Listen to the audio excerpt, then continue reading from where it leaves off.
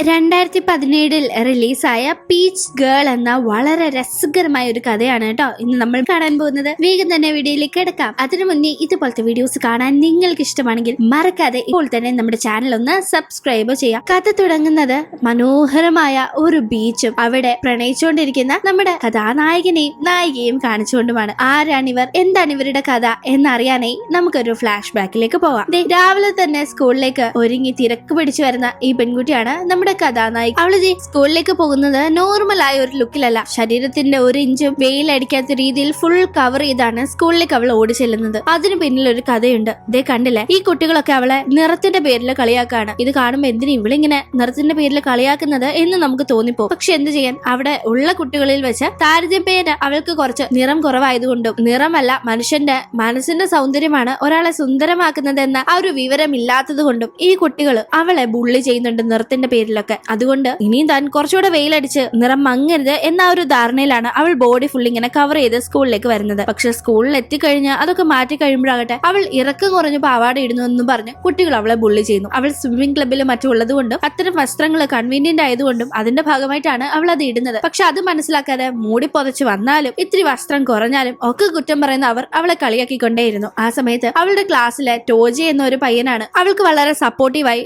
Bully ചെയ്യുന്നവർക്കെതിരെ നിലകൊണ്ടിരുന്നത്. അവന്റെ സപ്പോർട്ടൊക്കെ അവൾക്ക് വലിയ സന്തോഷവും എനർജിയും ആത്മവിശ്വാസവും നൽകിയിരുന്നു. ഈ ടോജി ആകട്ടെ അവളോട് എന്തെങ്കിലും സ്പെഷ്യൽ കെയർ ഉള്ളത് കൊണ്ട് ആദ്യമേ അങ്ങനെ അവളെ സപ്പോർട്ട് പിടിക്കുന്നു എന്നതല്ല. അവൻ മറിച്ച് വളരെ ശാന്ത സ്വരൂപനും ആർക്കും എന്ത് സഹായവും ചെയ്തു കൊടുക്കാൻ മനസ്സുള്ള നല്ലൊരു വിദ്യാർത്ഥിയുമാണ്. അവന്റെ ഒരു ബേസിക് ആറ്റിറ്റ്യൂഡ് വളരെ കൂളും കൈൻഡുമായിട്ടുള്ളതായതുകൊണ്ടും തന്നോട് കാണിക്കുന്ന ഈ ഒരു സപ്പോർട്ടും ഒക്കെ കൂടി അവളുടെ ഉള്ളിൽ അവനെ പറ്റി വലിയൊരു ഇഷ്ടം ഉണ്ടാക്കി എടുക്കുന്നുണ്ട്. അങ്ങനെ നമ്മുടെ കഥാനായികയായ മോമോ അവളുടെ ഇഷ്ടം ടോജിയോട് പറയണമെന്നൊക്കെ കരുതി മുമ്പിലേക്ക് പോകാറുണ്ടെങ്കിലും അവന്റെ കണ്ണ് കാണുമ്പോൾ അവൾക്കൊന്നും പറയാൻ തോന്നുന്നില്ല. അവനെ കാണുമ്പോഴേ ഉത്തരം മുട്ടിപ്പോകുന്ന അവള് ഇഷ്ടം തുറന്ന് പറയാൻ സാധിക്കാതെ അങ്ങനെ വീർപ്പ് കൂട്ടുന്നു. ഇതിന്റെ ഇടയിൽ രണ്ട് പ്രധാനപ്പെട്ട അവതാരങ്ങളെയും കൂടി നമുക്ക് പരിചയപ്പെടാനുണ്ട്. ഒന്ന് സെയ്, അവൾ മോമോയുടെ ബെസ്റ്റ് ഫ്രണ്ട് എന്നൊക്കെയാണ് വെപ്പ്. പക്ഷെ പുള്ളിക്കാരി ഭയങ്കര അസൂയക്കാരിയാണ്. ബെസ്റ്റ് ഫ്രണ്ടായ മോമോ എന്തൊക്കെ ഇഷ്ടപ്പെടുന്നോ എന്തൊക്കെ സ്വന്തമാക്കാൻ ആഗ്രഹിക്കുന്നോ അതെല്ലാം നൈസായിട്ട് മോമോയ്ക്ക് കിട്ടാതെ തട്ടിയെടുത്ത് കൈക്കലാക്കുന്നത്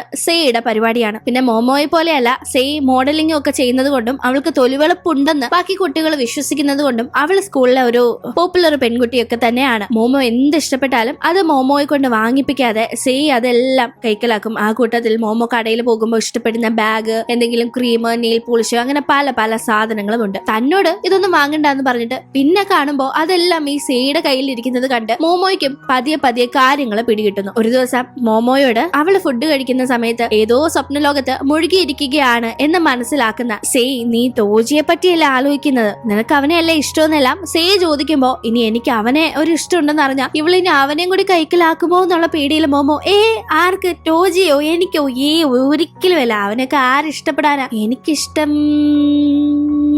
അവനില്ലേ അവനെയാണെന്ന് പറഞ്ഞ് അവിടെ ഇരിക്കുന്ന കൈരി എന്ന പയ്യന് നേരെ മോമോ വിരൽ ചൂണ്ടുന്നു. കൈരി ആരാന്നറിയണ്ടേ? ഞാൻ പറഞ്ഞ അടുത്ത രണ്ട് അവതാരങ്ങളിൽ ഇനി പരിചയപ്പെടാനുള്ള താരമാണ്. അവനാണ് നമ്മുടെ കഥാനായകൻ. കൈരി ആ ഒരു സ്കൂളിൽ തന്നെ പോപ്പുലർ പയ്യനാണ്. എല്ലാ സ്കൂളിലും കാണുമല്ലോ പെൺകുട്ടികൾ ഭയങ്കര ഹീറോ ആയി സ്റ്റാറായി നോക്കി കാണുന്ന ഒരു പയ്യൻ. അങ്ങനെ ഈ സ്കൂളിലെ പയ്യനാണ് കൈരി. അവന്റെ ചുറ്റിനും പെമ്പിള്ളാർ എപ്പോഴും പൂവിനെ വട്ടുവിട്ട് പറക്കുന്ന ചിത്രശലഭത്തെ പോലെ കറങ്ങി നടക്കും. ആ ഒരു ഗ്യാങ്ങിനെ തന്നെ അങ്ങനെ നടക്കുന്നതിന്റെ പേരിൽ ബട്ടർഫ്ലൈ ഗ്യാങ് എന്നാണ് വിളിക്കുന്നത്. അങ്ങനെ ഇപ്പോഴും ഒരു കൂട്ടം പെൺകുട്ടികളുടെ ഇടയിൽ ഇരിക്കുന്ന കൈരിയെ ചൂണ്ടിക്കാട്ടി അവനെയാണ് തനിക്ക് ഇഷ്ടമെന്ന് വെറുതെ ടോജിയുടെ ടോപ്പിക്കിൽ നിന്ന് സെയ് എന്ന് വഴിതിരിച്ചു വിടാനായി മോമോ പറയുന്നു. അത് കേൾക്കുന്ന സെയ് അയ്യേ അവനെയോ എന്തിനു കൊള്ളാന്നുള്ള മട്ടില് ഒരു ഇൻട്രസ്റ്റ് ഇല്ലാതെ സംസാരിക്കുമ്പോൾ അവൻ എന്താ കുഴപ്പമൊന്നും പറഞ്ഞ് അവളുടെ വിശ്വാസം പിടിച്ചു പറ്റാനായി മോമോ വീണ്ടും അടവെടുത്ത് കൈരിയെ നോക്കുമ്പോൾ കൈരിയുടെ നോട്ടം അപ്പോഴേക്കും മോമോയിൽ പതിഞ്ഞിട്ടുണ്ടായിരുന്നു. കാരണം തന്നെ അവൾ ഇങ്ങനെ മാറിയിരുന്ന് ശ്രദ്ധിക്കുന്നത് കൈരി കണ്ടിരുന്നു. അവൻ അവളെ നോക്കി കണ്ണടച്ചൊക്കെ കാണിക്കുന്നത് അവന്റെ കൂടെ ഇരിക്കുന്ന ബട്ടർഫ്ലൈ ഗ്യാങ്ങിന് ഇഷ്ടപ്പെടുന്നില്ല.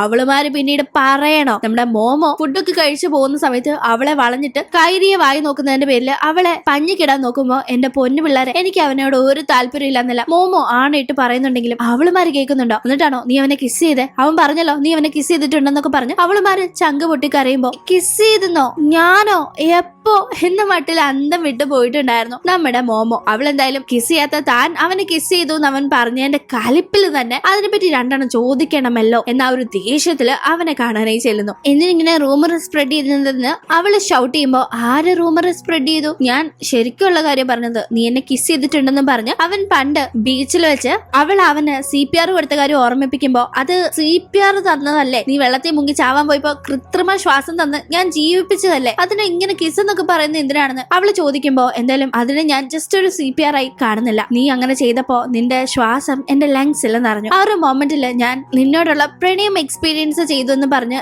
അവൻ അങ്ങനെ തന്നെ പറയുന്ന സമയത്ത് ഇവള് അതൊന്നും കിസ് ആണെന്ന് സമ്മതിച്ചു തരാൻ പറ്റില്ല എന്ന് പറഞ്ഞു തർക്കിക്കുമ്പോഴാണ് ശരി അതങ്ങ് സത്യാക്കാം, അപ്പൊ കുഴപ്പമില്ലല്ലോ എന്ന് പറഞ്ഞ് കൈറി അവളെ കിസ് ചെയ്യുന്നു. മോമോയ്ക്ക് അത് വളരെ അൺഎക്സ്പെക്ടഡ് ആയിരുന്നു. മോമോ ഞെട്ടി നിൽക്കുമ്പോഴേക്കും ഇവിടെ നടക്കുന്ന ഈ കാര്യങ്ങൾ സേയി അവളുടെ മൊബൈലില് വീഡിയോ ആയി രഹസ്യമായി പകർത്തുന്നുണ്ടായിരുന്നു. അങ്ങനെ അടുത്ത ദിവസം ഇതൊന്നും അറിയാതെ സ്കൂളിലേക്ക് എത്തുന്ന മോമോ കാണുന്നത് സേയി തന്റെ ഒരു വീഡിയോ വൈറലായത് ഓടി വന്ന് കാണിക്കുന്നതാണ്. നോക്കുമ്പോ മോമോയും കൈറിയും കിസ് ചെയ്യുന്ന വീഡിയോ വൈറൽ ആയിട്ടുണ്ടായിരുന്നു സോഷ്യൽ മീഡിയയിൽ. ആരാണത് പോസ്റ്റ് ചെയ്തത് എന്നറിയില്ല എന്നെല്ലാം സേയി അഭിനയിക്കുന്നു. ആക്ച്വലി അവളാണ് അത് ഷൂട്ട് ചെയ്തതും പോസ്റ്റ് ചെയ്തതും. പക്ഷെ ഇപ്പൊ തകർത്ത് അഭിനയിക്കുകയാണ്. എന്തായാലും സേയിയെ വിശ്വസിക്കുന്ന മോമോ ഈ വീഡിയോ പോസ്റ്റ് ചെയ്തത് കൈറി ആയിരിക്കും എന്ന ധാരണയിൽ അവന്റെ അടുത്ത് പോയി വഴക്കുണ്ടാക്കുന്നു. അവൻ പറയുന്നുണ്ട് അവൻ ഇതൊന്നും പോസ്റ്റ് ചെയ്തിട്ടില്ല എന്ന്. പക്ഷെ സാരില്ല, പേടിക്കണ്ട, നീ എന്റെ ഗേൾ ഫ്രണ്ട് ആവ്, പിന്നെന്താ കുഴപ്പമൊന്നും പറഞ്ഞ് അവൻ അതൊരു ചാൻസ് ആയി ഉപയോഗിച്ച് അവളെ തന്റെ ഗേൾ ഫ്രണ്ട് ആക്കാനായി നോക്കാണ്. അവൾ അതിനൊന്നും സമ്മതിക്കാതെ അവിടെ നിന്ന് ദേഷ്യപ്പെട്ട് പോകുന്നു. അപ്പോഴേക്കും ഈ ഒരു വീഡിയോ കുട്ടികളൊക്കെ കണ്ടിട്ടുണ്ടല്ലോ, ടോജിയും കാണുന്നു. ടോജിക്ക് എന്തോ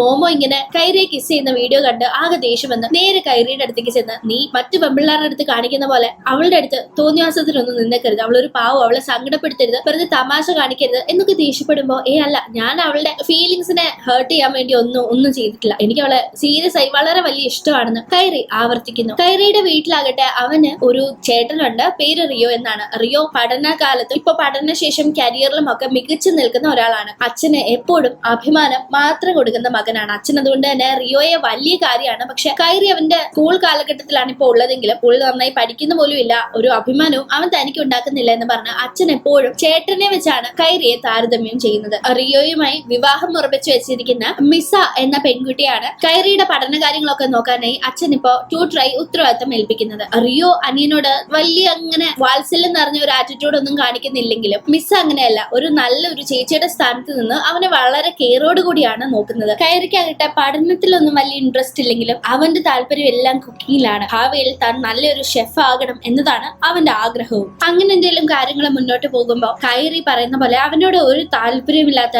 മോമോ ടോജിയെ ഇഷ്ടപ്പെടുന്നു എന്ന് മനസ്സിലാക്കുന്ന ടോജിയെ മോമോ സ്വന്തമാക്കും മുന്നേ അവളുടെ എപ്പോഴത്തെയും സ്വഭാവം കണക്ക് ടോജിയെ സ്വന്തമാക്കാനായി തീരുമാനിക്കുന്നു. അതിനായുള്ള പ്ലാനുമായി അവള് മുന്നോട്ട് പോകുമ്പോ പക്ഷെ സത്യങ്ങൾ അറിയാതെ ടോജി മോമോയ്ക്ക് കൈറി ആയിരിക്കാം ഇഷ്ടം, അവർക്കിടയിൽ കേൾക്കുന്ന റൂമറൊക്കെ സത്യമായിരിക്കാം എന്ന ധാരണയിൽ എന്ത് ചെയ്യണമെന്നൊരു തീരുമാനം എടുക്കാൻ സാധിക്കാതിരിക്കുകയാണ്. ഈ സമയത്ത് മോമോ ആകെ സങ്കടത്തിലാണ്. ടോജിയെ അവൾക്ക് അത്ര ഇഷ്ടമാണെന്ന് മനസ്സിലാക്കുന്ന കൈറി മോമോയുടെ കൂടെ പോയി ടോജിയോട് സത്യങ്ങൾ തുറന്നു പറയാനായി തീരുമാനിക്കുന്നു. അപ്പോഴേക്കും മോമോയെ ഒരു രീതിയിലും ടോജിയുമായി റിലേഷനിലാവരുത് എന്ന ഒരു രീതിയിൽ കൊണ്ടെത്തിക്കാനായി ടോജിയെ തന്റെ അടുത്തേക്ക് കൊണ്ടുവരാനായി പല കള്ളങ്ങളും ചെയ്തു കൂട്ടുന്നുണ്ട്. അതിന്റെ ഭാഗമായി മോമോയുടെ മുന്നിൽ നിന്ന് ടോജി തന്റേതാണെന്ന് പറഞ്ഞ് അവൾ വെല്ലുവിളിക്കുന്നു. തന്നെ പറ്റി കേൾക്കുന്നതൊക്കെ കള്ളമാണ്, അത് കേട്ട് തന്നെ അകറ്റി നിർത്തരുതെന്ന് പറഞ്ഞ് മോമോ തന്റെ ഇന്നസെൻസ് തെളിയിക്കാനായി ടോജിയുടെ മുന്നിൽ വെച്ച് തന്നെ മുറിപ്പെടുത്താനായി ഒരുങ്ങുമ്പോ പെട്ടെന്നൊരു കാറ്റടിക്കുന്നു. കാറ്റിൽ അവളുടെ പാവാടയൊക്കെ പൊങ്ങിപ്പോയി ആകെ എംബാരസ്ഡ് ആയി ഇരിക്കുന്ന അവൾ അപ്പോഴത്തെ ആ ഒരു തോന്നലിന്റെ പുറത്ത് ഇവിടെ നിന്ന് ഞാൻ ചാടൂന്ന് പേടിപ്പിക്കാനായി കയറി നിന്ന് ആ സ്ഥലത്ത് നിന്ന് താഴേക്ക് വീഴാൻ പോകുമ്പോ ടോജിയാണ് അവളെ സേവ് ചെയ്യുന്നത്. അങ്ങനെ ടോജി മോമോയെ അവളുടെ സത്യസന്ധത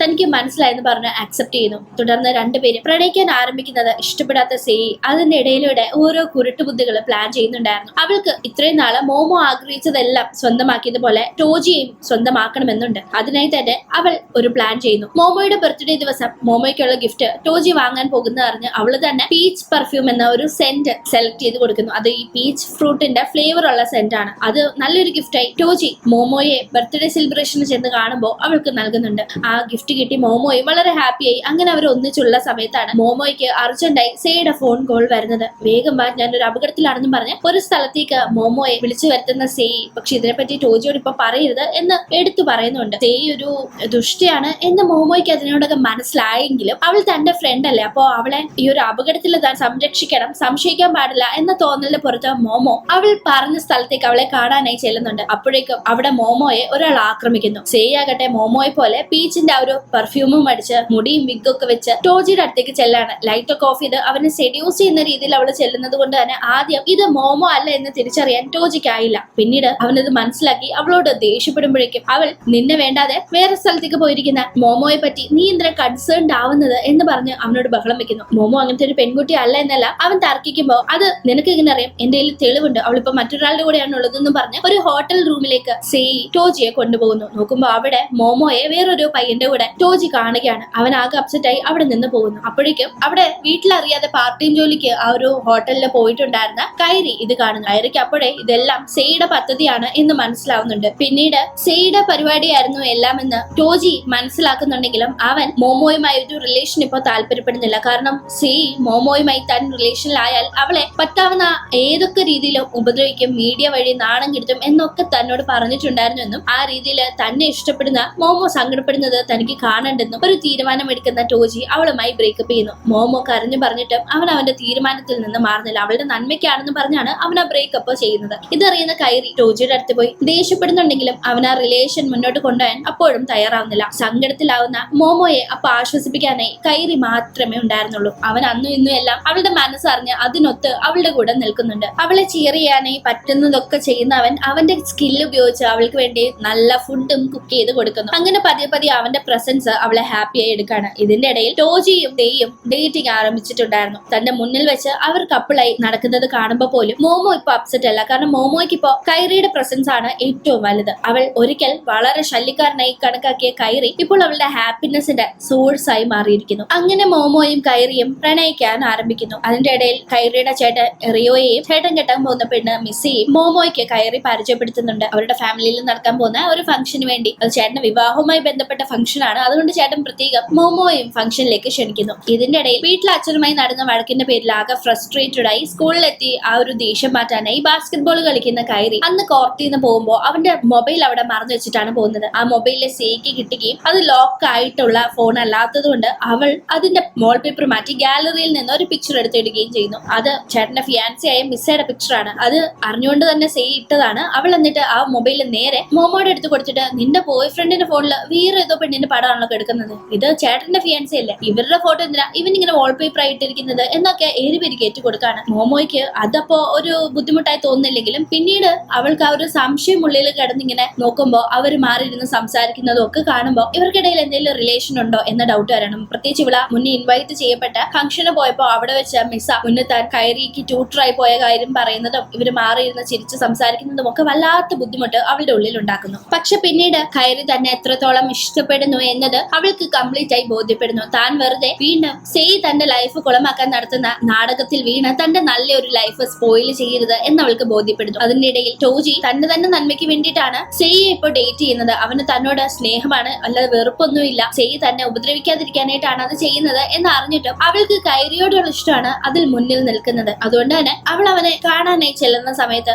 അവൻ അങ്ങോട്ട് ബീച്ചിൽ ചില പുള്ളി പയ്യന്മാരുടെ അടുത്ത് പെട്ടുപോയിട്ടുണ്ടായിരുന്നു. ഈ പയ്യന്മാര് അവന്റെ കയ്യിലുള്ള ഒരു കീ ചെയിൻ എടുത്ത് വെള്ളത്തിലേക്ക് എറിയുന്നു. അത് ആ വെള്ളത്തിൽ നിന്ന് തപ്പിയെടുക്കുന്നത് കുറച്ച് അപകടം നിറഞ്ഞ കാര്യമാണെന്ന് അറിഞ്ഞിട്ടും അത് അന്വേഷിച്ചു പോവുകയാണ് കൈറി. അത് കണ്ടുകൊണ്ടെത്തുന്ന മോമോ അവനെ കരയിലേക്ക് എത്തിച്ച് CPR ഒക്കെ കൊടുത്ത് മുന്നത്തെ പോലെ തന്നെ പ്രൊട്ടക്ട് ചെയ്യുന്നു. ഈ സമയത്ത് എന്തിനാ ഇപ്പൊ വെള്ളത്തിലേക്ക് എടുത്ത് ചാടിയതെന്ന് അവൾ ചോദിക്കുമ്പോഴാണ് അവൻ കയ്യിൽ ചേർത്ത് പിടിച്ചിരുന്ന ആ ഒരു കീ ചെയിൻ കാണിക്കുന്നത്. അത് അവൾ ഒരിക്കലും ഇവന് ഗിഫ്റ്റ് ചെയ്ത കീ ചെയിൻ ആണ്. ഇവർ റിലേഷനിൽ ആയ ശേഷം അതിനുവേണ്ടിയാണ് ഇവൻ റിസ്ക് എടുത്ത് വെള്ളത്തിലേക്ക് പോയത് എന്നറിയുമ്പോൾ താൻ നൽകിയ ഒരു ഗിഫ്റ്റിന് പോലും അവന്റെ ജീവനേക്കാൾ വാല്യൂ നൽകുന്ന അവനെ എങ്ങനെ അവൾക്ക് മിസ് ചെയ്യാൻ സാധിക്കും? ഇനി എന്തൊക്കെ സംഭവിച്ചാലും ആരൊക്കെ ഇടങ്കോലിട്ടാലും തങ്ങള് പരസ്പരം വിട്ടുകൊടുക്കുന്ന ഒരു പ്രശ്നമില്ല എന്നുള്ള തീരുമാനത്തിൽ അവരെത്തി അങ്ങനെ ഹാപ്പിയായി മുന്നോട്ട് പ്രണയിക്കുന്നത് കാണിച്ചുകൊണ്ട് ഈ ഒരു കഥ ഇവിടെ അവസാനിക്കുകയാണ്. ഇന്നത്തെ ഈ ഒരു വീഡിയോ നിങ്ങൾക്ക് ഇഷ്ടപ്പെട്ട് കാണും എന്ന് പ്രതീക്ഷിക്കുന്നു.